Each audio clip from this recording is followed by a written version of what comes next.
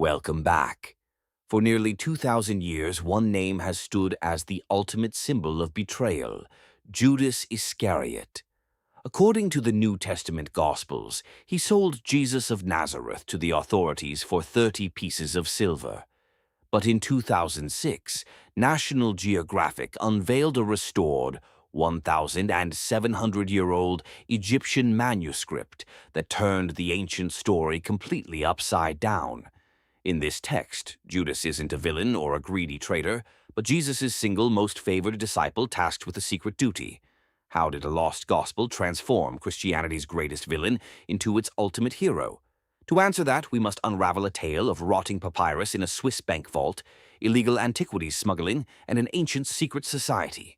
The journey of the manuscript reads like an Indiana Jones thriller. Sometime around 1978, local farmers uncovered a leather-bound Coptic Codex inside a limestone cave in central Egypt. It passed through the hands of underground Egyptian antiquities dealers and appeared in a Geneva hotel room in 1983 with a $3 million price tag. No one bought it, and for 16 years the manuscript sat neglected in a safe deposit box in New York, slowly crumbling. High humidity, temperature shifts, and improper handling reduced it to over 1,000 brittle fragments. By 2000, Swiss antiquities dealer Frida Chakos purchased the codex and transferred it to the Mycenaeus Foundation, where it was literally turning to dust. It took years of painstaking scientific preservation and high-resolution multispectral imaging to piece the puzzle back together. When scholars translated the Coptic text, the contents were explosive. Set just days before Passover, the dialogue shows Jesus laughing at the other 11 apostles for worshipping a lesser deity. While the other disciples pray to the God who created the physical world, Judas understands the true hidden spiritual reality. In a pivotal scene, Jesus takes Judas aside and tells him he will exceed all of them because he will sacrifice the man that clothes me. According to this text, by handing Jesus over to be executed, Judas was helping Jesus shed his physical flesh so his divine spirit could return to the heavenly realm. To understand why this text was written, we must look at the battle for the heart of early Christianity in the 2nd century. During the 100s and 200s AD, early Christianity was a collection of competing movements rather than a unified church. One powerful group were the Gnostics, from the Greek gnosis, meaning secret knowledge. Gnostics believed the physical universe was created by an inferior flawed god called the Demiurge. For them, salvation came not through physical death and resurrection, but through unlocking secret mystical knowledge inside oneself. Around 180 AD, a Christian leader named Bishop Irenaeus of Lyon wrote a book attacking fringe groups. He explicitly condemned a group called the Cainites, writing that they produced a fictional book called the Gospel of Judas. For centuries, scholars thought Irenaeus made it up. The 2006 discovery proved he was right. The text was real, but it wasn't written by Judas Iscariot in 33 AD.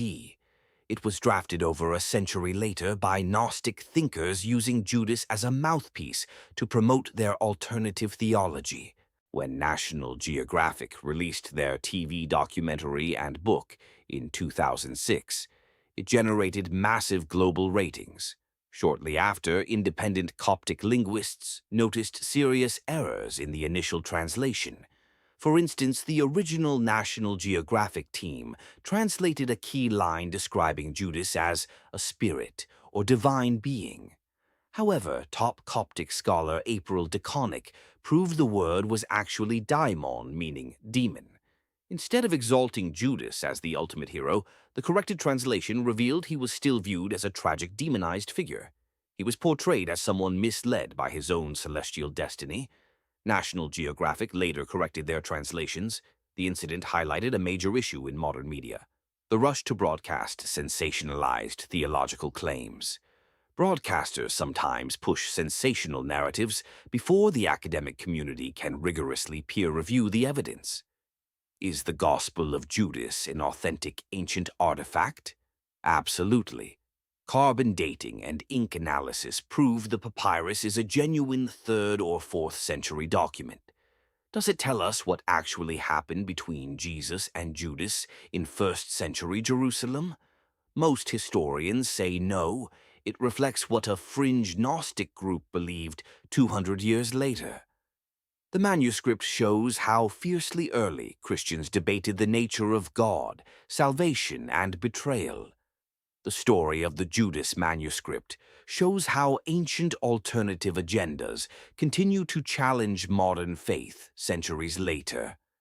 Join us in Episode 3, where we investigate a construction site in Jerusalem that unearthed a family tomb bearing the names Jesus, Mary, and Joseph.